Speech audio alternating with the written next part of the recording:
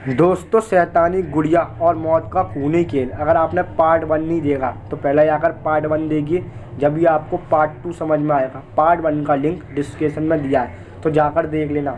तो वीडियो बहुत ही ज़्यादा मज़ेदार होने वाला है, तो वीडियो को लाइक तो अभी से कर देना। और आपको भी हॉरर वीडियो देखना पसंद है और अच्छा लगता है, आप हमारे चैनल को सब्सक्राइब करके बेल आइकन ऑन कर लेना।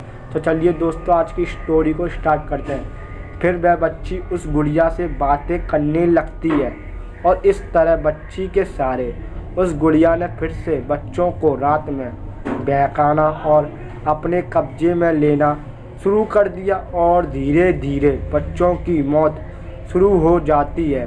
अब तक उसने लगभग 4 बच्चों की जान ले ली थी। गांव वालों को लगा कि फिर से कहीं उस तंत्रिका का काम तो नहीं है। फिर से लोगों ने निगरानी शुरू कर दी, लेकिन उन्हें कुछ पता नहीं चल रहा था। तभी उनका ध्यान उन नए लोगों पर गया जो गांव में रहने आए थे। तब से फिर से ये घटना शुरू हो चुकी है, लेकिन उनके पास कोई प्रमाण या कोई सबूत नहीं था। गांव वालों में से एक व्यक्ति, जिसका नाम रमन था, उसने देखा कि एक बच्ची जो नई है, मतलब अपने वो नए गांव में लोग बाग रहने आए हैं, उनके साथ एक बच्ची आई है छोटी सी, एक गुड़िया से बातें कर रही हैं, लेकिन उसको उस गुड़िया की कोई बात सुनाई नहीं दे रही थी। फिर उसने रात में उस बच्ची के घर पर निगरानी रखना शुरू कर दिया। उसने देखा कि अचानक रात में दरवाज़ा खुला और उसमें से गुड़िया निकली और जंगल की तरफ चलकर जाने लगी और वहीं जाकर बैठ गई जहाँ पर तंत्रिका बैठती थी। साथ में वह गुड़िया मंत्र का उच्चारण भी कर रही थी। तभी एक बच्चा सम्मोहित होकर उसकी तरफ आने लगा और उसने बच्चे को वहीं पर मार डाला। यह देखकर रमन घबरा गया और वहाँ से भागा और उसने गांव के बहुत ही समझदार व्यक्ति महेश को सारी बातें बताई। तब महेश ने कहा कि यह समस्या का समाधान हमारे गुरुजी देंगे। वह लोग एक सुनसान जंगल में एक अगदोरी के पास गए। तभी उसने उनकी मन की बात जान ली और उनसे कहा कि आ जाओ, वह गुड़िया कोई और नहीं, वह मुद्रिका ही है जो बच्चों की बलि लेती है। बस मारने का तरीका बदल चुका है।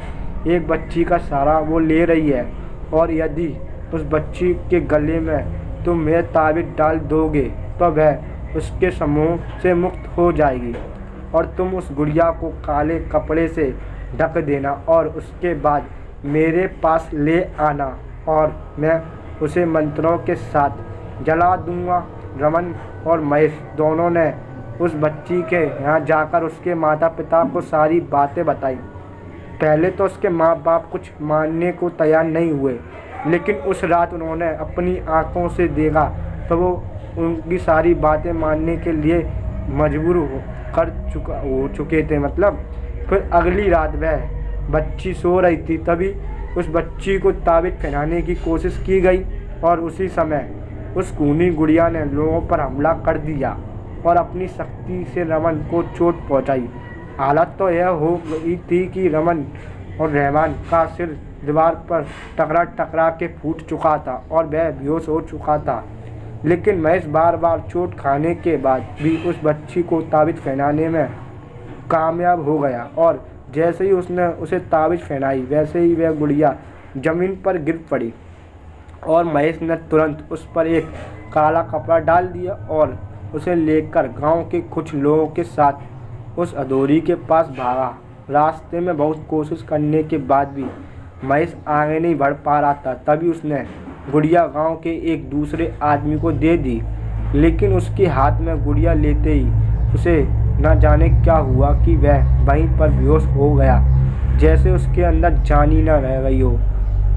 लोग समझ गए थे कि यह गुड़िया उन्हें आगे बढ़ने से रोक रही है, लेकिन तभी वह हदोरी वहाँ से चलता हुआ उनके पास आया और पास आते ही उसने सबसे पहले अपने मंत्रों से उस गुड़िया को अपने बस में किया और उसके बाद उसे वहीं पर जला दिया। और उसके बाद से अभी तक वहाँ पर दोबारा कोई आतंक तो नहीं हुआ, लेकिन खौफ अभी तक लोगों के दिल में ज़िंदा है, क्योंकि खौफ एक ऐसी चीज़ है जो एक बार तो आता है लेकिन वो पूरी ज़िंदगी भर याद रहता है। तो दोस्तों, उम्मीद करता हूँ आप लोगों को शैतानी गुड़िया और मौत का खूनी खेल पार्ट 2 अच्छा लगा होगा अच्छा लगा हो तो वीडियो को लाइक कर देना, और ऐसी स्टोरी सुनने के लिए हमारे चैनल से जुड़ जाएं। चैनल को सब्सक्राइब करके बेल आइकन ऑन कर लेना। तो मिलते हैं एक नेक्स्ट वीडियो में। Thank you for watching video.